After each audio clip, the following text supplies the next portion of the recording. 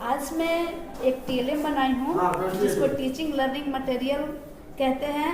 किसी भी कक्षा को पढ़ाने के लिए हमें टीएलएम की आवश्यकता पड़ती है और हमारी जो अगर हम टीएलएम के थ्रू कक्षा में पढ़ाते हैं तो बच्चे बहुत आसानी से चीज़ों को सीख पाते हैं और बहुत ही आकर्षक भी लगता है। तो हम जो है आज एक कोशिका बनाए हैं टीएलएम में बच्चों को समझाने के लिए और उसको कोशिका और उसके कोशिकांगों को बहुत अच्छे से।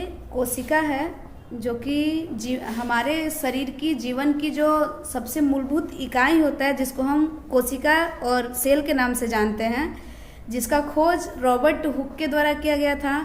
और इसके अंदर जो आप पार्ट देख रहे हैं ये सभी जो है ये कोशिकांग हैं, कोशिका का अंग। इसमें सबसे बीच में देखिए ये जो है केंद्रक है, जो कोशिका के बीच में है वो केंद्रक है जिसको न्यूक्लियस कहते हैं। और न्यूक्लियस के अंदर होता है न्यूक्लियोलस जिसको केंद्रिका कहा जाता है। और ये जो होता है सेल का सबसे मेन पार्ट होता है। उसके बाद इसमें और सभी कोशिकांग हैं। जो सेल के अंदर एक द्रव्य होता है, कोशिका के अंदर एक लिक्विड होता है, उसको हम साइटोप्लाज्म कहते हैं। तो ये हो गया जो कि व्हाइट कलर का चिपचिपा गाढ़ा सा पदार्थ होता है, उसको हम साइटोप्लाज्म कहते हैं।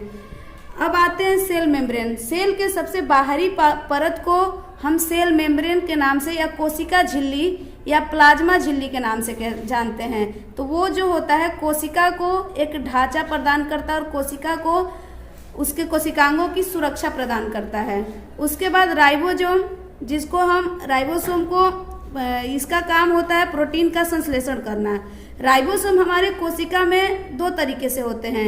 एक तो ये कोशिका के अंदर फैले होते हैं जिनको पॉलीराइबोसोम कहते हैं, और ये इंडोप्लाज्मिक रेटिकुलम के ऊपर भी होते हैं कभी कभी, तो उनको भी वो यहाँ भी होता है, लेकिन हम राइबोसोम को इसमें पॉलीराइबोसोम के नाम से जानते हैं।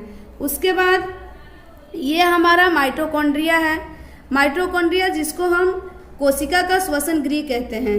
कोशिका के अंदर इसका भी बहुत ही महत्वपूर्ण काम है कि हम जब श्वसन होता है, रेस्पिरेशन होता है, तो इसका काम होता है हमारे शरीर में जो एटीपी का निर्माण होता है वो माइटोकॉन्ड्रिया के अंदर होता है। तो इसको powerhouse of the cell भी कहा जाता है। इसे श्वसन ऊर्जा का कोशिका का श्वसन गृह के नाम से भी जानते हैं। ये गोल्जी अपैरेटस है, इसको गोल्जी बॉडी भी कहते हैं। इसको हम policeman of the cell भी कहा जाता है। कोशिका का पुलिस मैन कहा जाता है क्योंकि इसका काम जो होता है फैट का संश्लेषण भी करता है और ये हमारे सेल में फैला हुआ रहता है। एक कोशिका के अंदर कई सारे माइटोकॉन्ड्रिया होते हैं, राइबोसोम होते हैं, मतलब कि इनकी कोशिकांगों की संख्या कितनी भी हो सकती है। ये है लाइसोसोम जिसको कि सुसाइडल बैग के नाम से कोशिका की आत्महत्या की थैली के नाम से जाना जाता है, और इसे हम लाइसोसोम इंग्लिश में लाइसोसोम के नाम से जाना जाता है। किसी भी सेल के बाहरी जो आवरण होता है उसको सेल कोट कहते हैं। और इसके अंदर ये इंडोप्लाज्मिक रेटिकुलम भी कोशिका के अंदर दो प्रकार का होता है।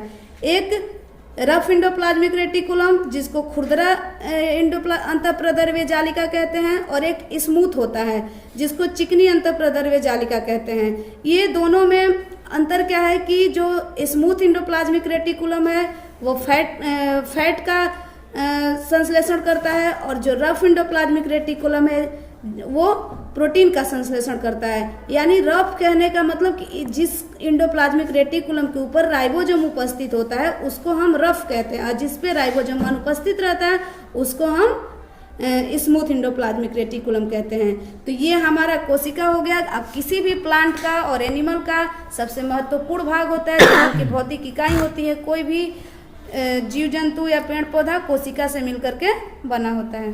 धन्यवाद।